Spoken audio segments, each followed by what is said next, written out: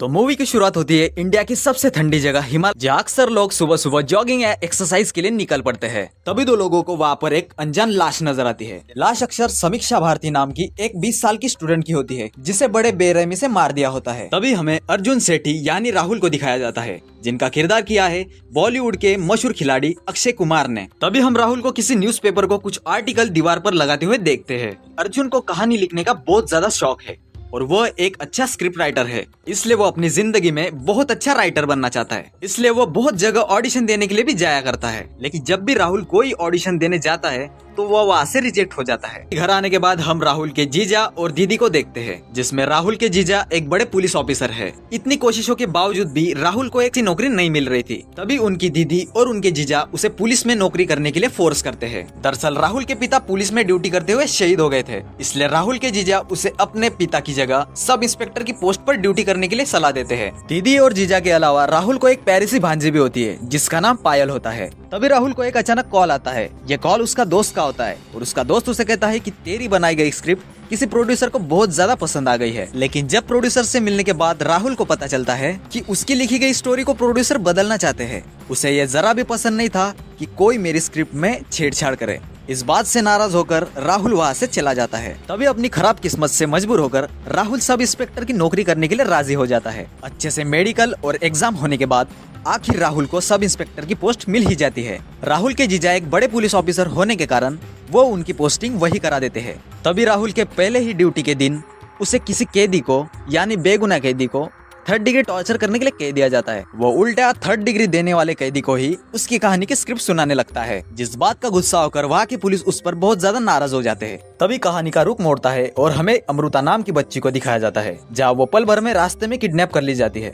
तभी जब अमृता की माँ बाहर आती है तो उनको डॉगी के पास एक डिब्बे जैसी कोई चीज मिलती है। अमृता वक्त पर घर न आने के बाद उसकी माँ पुलिस थाने में रिपोर्ट दर्ज कराई देती है और उसे डॉगी के पास मिला हुआ वो बॉक्स पुलिस को दिखाती है। जब पुलिस उस डिब्बे को खोलकर देखती है तब हमें दिखाई देता है कि उसमें किसी कटे हुए गुड़िया का सर काफी गंदी हालत में रखा हुआ मिलता है। तभी वहाँ की एसएचओ मैडम सारे पुलिस थानों में अलर्ट जारी करवा देती है। तभी राहुल की लगातार पुलिस स्टेशन में कंप्लेंट आने के कारण उसके जीजाजी उसे एसएचओ मैडम से दूर रहने के लिए कहते हैं। तभी मौके का फायदा उठाकर राहुल की प्यारी भांजी पायल वहाँ आ जाती है, जो बड़े चालाकी से राहुल के साइन लेकर उसे ये बताती है कि वो मैथ के पेपर में फेल हो गई है और कल उसे पापा के साथ स्कूल जाना है। तभी पायल उसके अगले दिन अपने मामा को पापा बनाकर स्कूल ले जाती है। तभी हम खूबसूरत मैथमेटिक्स टीचर आयशा के किरदार में बॉलीवुड अभिनेत्री रकुलप्रीत सिंह को दिखती है, जो पायल से बहुत ज्यादा नाराज होने के कारण उन दोनों को डांटने लगती है। पर हंसी की बात यह है कि वह सचमुच में पायल के माँ बाप आ जाते हैं। तभी पायल के पापा उसके स्कूल चेंज कराने के लिए डिसीजन लेते हैं। उसके अगले दिन राहुल उस मर्डर से जुड़े हुए कुछ सबूतों को इकट्ठा करने के लिए निकल पड़ता है। तभी उसे पायल की टीचर आयशा फिर से मिल जाती है, जिनसे राहुल वहाँ एक दूसरे में नजदीकी बढ़ाने में लग जाता है। तभी हमें आयशा की जिंदगी के बारे में पता चलता है कि आयशा अपने बहन की बेटी के साथ रहती है, जिसका नाम दिव्या है। दिव्या को अक्सर साउंड लॉस यानी बहरापन का प्रॉब्लम है। आयशा बताती है कि दिव्या के माँ बाप में ना बनने के कारण दिव्या मेरे ही पास रहती है। तभी उसी रात अचानक राहुल को उस डॉल की एक और कॉपी अखबार में दिखाई पड़ती है, जो कि दोनों मर्डरों में काफी हद तक सेम दिखाई देती है। डॉल के चेहरे एक दूसरे से हूबहू मैच कर रहे थे। तभी इस सीरियस बात को वो अपने जीजाजी को कहता है और एसएचओ मैडम को एक्स्ट्रा इन्वेस्टिगेशन की डिमांड करता है। तभी इस बात से नाराज होकर उसके जीजा उसे मना कर देते हैं। उसके अगले दिन एसएचओ मैडम द्वारा अमृता के दोस्त को सच उगलवाने के लिए 3rd डिग्री टॉर्च किया जा रहा था। तभी राहुल उस टॉर्चर को रोकते हुए मैडम से ये कहता है कि ये एक सीरियल किलर का काम है, लेकिन राहुल की इस बात को सुनकर सब लोग उसका मजाक उड़ाते हैं। तभी बात करते हुए वहाँ एक अर्जेंट कॉल आ जाती है। वहाँ जाने के बाद उन्हें पुल से टंगी हुई एक लाश मिलती है और वो लाश अमृता की ही होती है। इस पहेली को सुलझाने के लिए राहुल और इन्वेस्टिगेशन करने लगता है। वो समीक्षा के स्कूल में सबूत इकट्ठा करने लगता है। मेडिकल जांच के दौरान वहाँ के फॉरेंसिक डॉक्टर राहुल को बताते हैं कि यह बहुत शातिर और साइको किलर का ही काम है। पुलिस स्टेशन आने के बाद वह डीसी पे आ जाता है।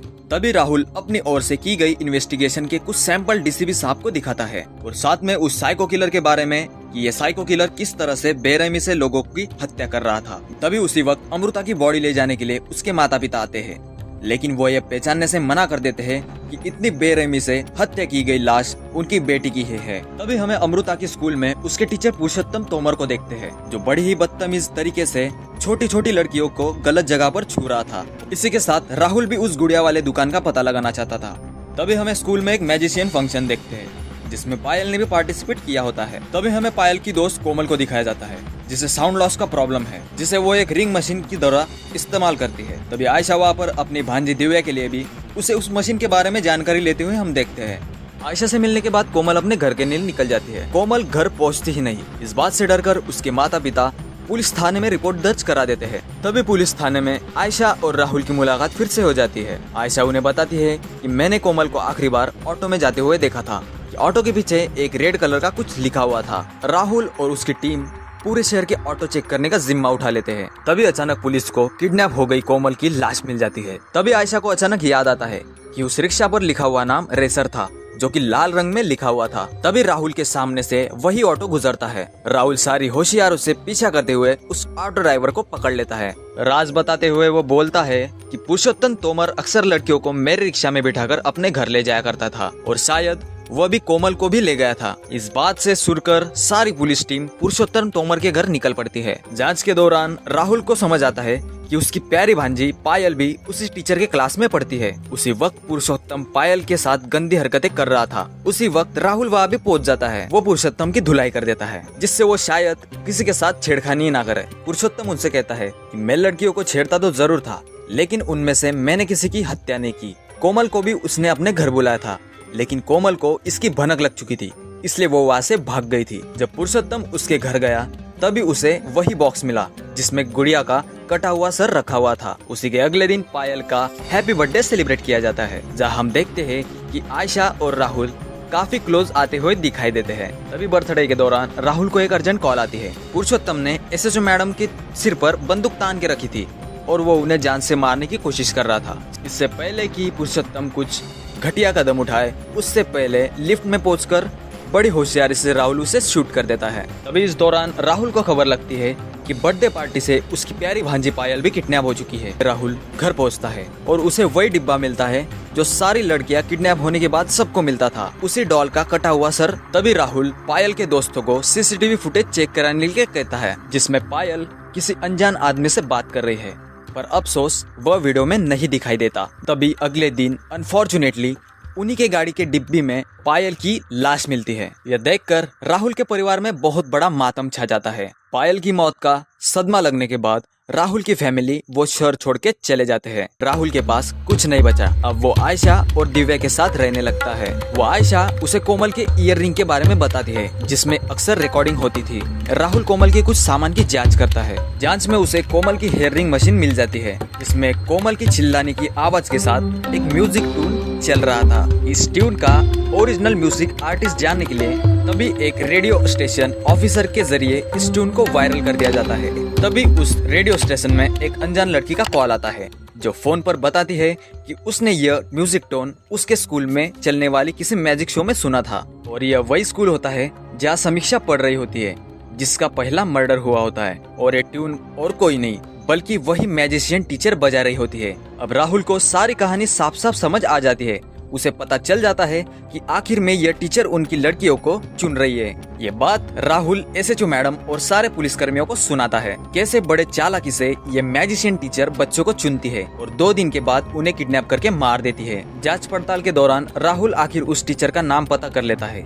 उस टीचर का नाम मैग्निस था, जो क्रिश्चियन धर्म की थी। तभी राहुल को पता चलता है कि मैग्निस ने एक और मैजिशियन शो का लॉन्च किया है, जिसमें उसने मायरा नाम की लड़की को चुना है। तभी वो उस लड़की को मिलने के लिए जाता है और उसे खतरे के लिए अलर्ट कर देता है। इस दरमियान राहुल की पूरी पुलिस फोर्स समायरा पे नजर रखी होती है। स्कूल की छुट्टी के बाद सारे पुलिसकर्मी समायरा का पीछा करने के लिए उसके घर तक पहुंच जाते हैं, लेकिन जिस लड़की का वो पीछा कर रहे वो समायरा नहीं बल्कि उसकी छोटी बहन मायरा थी। अब राहुल को पता चलता है कि ये दोनों बहनें अक्सर जुड़वा बहनें हैं। तभी अचानक मुठभेड़ के दौरान एक पुलिसकर्मी उस मैजिशियन टीचर को देख लेता है और उसके लोकेशन के बारे में साइबर क्राइम को अलर्ट कर देता है। आखिरकार राहुल समायरा के लोकेशन के जरिए वहाँ पहुँच ही जाता है। आखिरकार राहुल उस अजीब घर में पहुँच ही जाता है। तभी वहाँ समायरा का सामना उस मैजिशियन टीचर से होता है, जिससे जान छुड़ाने के वक्त समायरा अपनी लोकेशन बेसमेंट में बता देती है। लोकेशन का पता चलते चलते राहुल वहाँ पहुँच जाता है, लेकिन अफसोस मैजिशियन टीचर वहाँ से भागने के लिए कामयाब हो जाती है। अब वह डायरेक्ट पहुँच जाती है आयशा के घर पर। आयशा ने पहले से ही राहुल को फोन लगा के उसके बारे में जानकारी दे दी थी, लेकिन जब तक राहुल आयशा के घर पहुँचता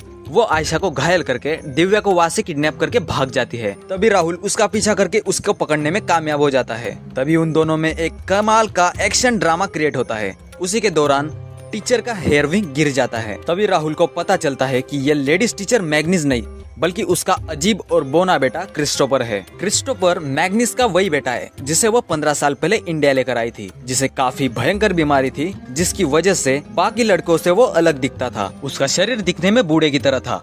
इस दरमियान सोफिया नाम की लड़की क्रिस्टोफर की जिंदगी में आती है, जो उसे एक फ्रेंड के नाते हेल्प करने लगती है। क्रिस्टोफर भी सोफिया को बहुत ज्यादा पसंद करने लगता है और सोफिया को प्रपोज कर देता है, जिससे सोफिया उससे नाराज होकर उससे फ्रेंडशिप तोड़ देती है। जब यह पूरी बात स्कूल में फैल जाती है तब सारे लड़के क्रिस्टोफर का बहुत ज्यादा मजाक बनाते हैं और उसे नंगा बनाकर कॉलेज में दौड़ा देते हैं, जिसका बहुत बड़ा झटका क्रिस्टोफर को लगता है। इससे परेशान होकर उसकी माँ सोफिया के पास जाती है और उससे माफी मांगने के लिए रिक्वेस्ट करती है। सोफिया को भी इस बात का बहुत ज्यादा बुरा लगता है और वो एक दिन क्रिस्टोफर से माफी मांगने के लिए उसके घर आ जाती है, लेकिन क्रिस्टोफर हथौड़े से वार करके सोफिया को बड़े बेरहमी से मौत की नींद सुला देता है। सोफिया के मर्डर का इल्जाम अपने खुद के सर पर ले लेती है। तभी 12 साल बीत जाते हैं और एग्निस का भी एक्सीडेंट होने की वजह से मौत हो जाती है। अब वो क्रिस्टोफर नहीं बल्कि एक साइको किलर क्रिस्टोफर में कन्वर्ट हो चुका था। अब क्रिस्टोफर के दिमाग में भी बदले की आग थी।